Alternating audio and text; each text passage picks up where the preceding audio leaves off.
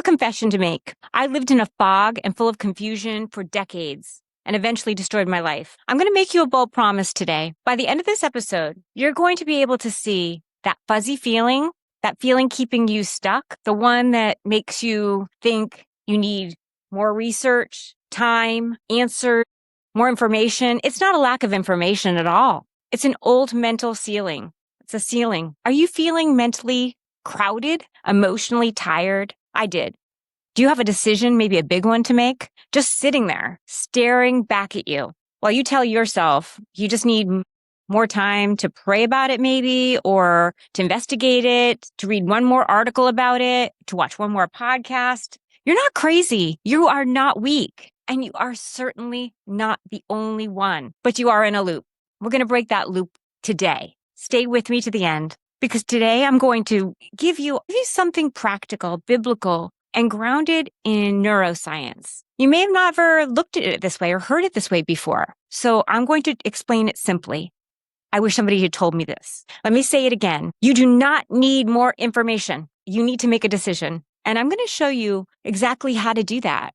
I'm going to use a framework called 6 R's that I created. So here we go. Here's a hard question for you and for me, for everybody. What is the thought you have on repeat? Is it something like, what if this goes wrong? What if I fail? What if I make the wrong choice? See, fear makes a conclusion. It makes it too quickly. Discernment. Discernment keeps us asking better questions. But when we are stuck in that fuzzy, paralyzed state, we aren't using discernment. We're operating from fear.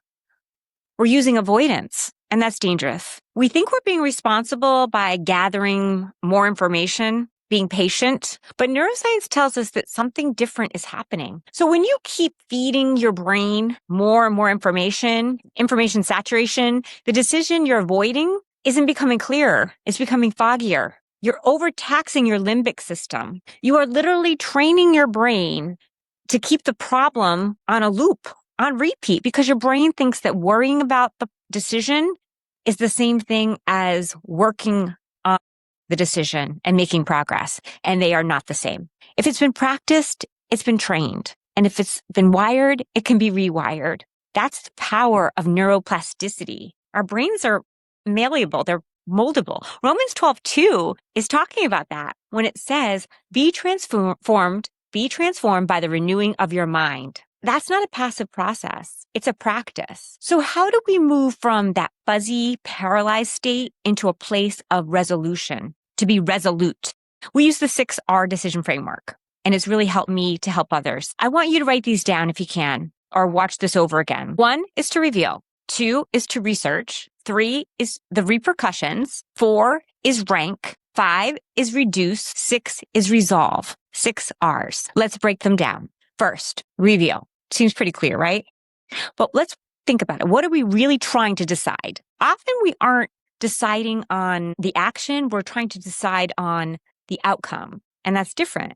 But you cannot control the outcome. You can only control the action that you take. Ask yourself, am I trying to decide what to do, or am I trying to guarantee how this all turns out? And if it's the latter, you'll be fuzzy forever. Second, research. How much information do you actually need? Really? Trust me, I know. I did this for years. I'd read book after book after book, listen to podcasts. I was a mental health counselor. I thought I had my mental health figured out. I thought I had the perfect way to handle situations and my trauma. But the research wasn't for wisdom. It was for safety. It gave me a sense of control. Stop researching for safety. Research only for the next faithful step. Third, repercussion. This is the one we tend to not like at all. Think about this. What if you don't decide? We spend so much time worrying about the repercussions of making the wrong choice. But what about the repercussions of making no decision? Indecision is a decision. It's a decision to stay exactly where you are stuck. Fourth, rank. Think, is this decision a 2-hour decision, a 2-day decision, a 2-week decision, month decision? We treat everything like it's a life or death crisis. When you rank the decision, you reclaim your mental energy, your clarity. Fifth, reduce. Reduce your options. We think more choices make us freer. They don't. They make us exhausted. Think about when you're in a store and there's too many choices. Limit yourself to 2 viable paths. No more than that. And finally, 6th, resolve. Resolve to make the decision and trust God with the movement and the outcome. You're not stuck because you lack creativity. You may be stuck because your mind keeps editing out the possibility before you even give yourself permission to breathe. Transformation is not about emotional spikes. It's about a process. You don't think your way to a new life and then act later. You think differently, then you practice differently, then you live differently. Not 10 things, do 1. Send a message if you need to. Write an apology.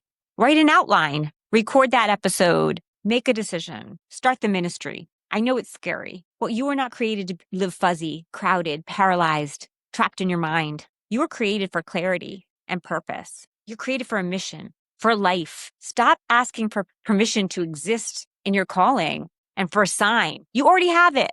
This is it. If you found this helpful, this is it. This is your sign. Make that decision.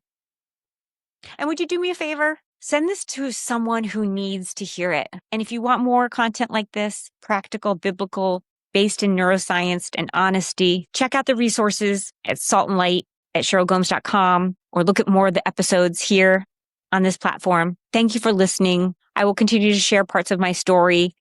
I wish I could say the only problem with me was not making decisions, but because my mind was on overwhelm, I was living in fight or flight and freeze for 5 decades. Making simple decisions to get the help I needed became impossible for me. And that led to a mental break, a breakdown, and eventually a breakthrough. I pray that you do not have to go through that. I pray that you can right now take 1 faithful action, make a decision, be bold. If you'd like prayer, reach out to me. I would be blessed to pray with and for you. And God bless, and I'll see you in the next episode.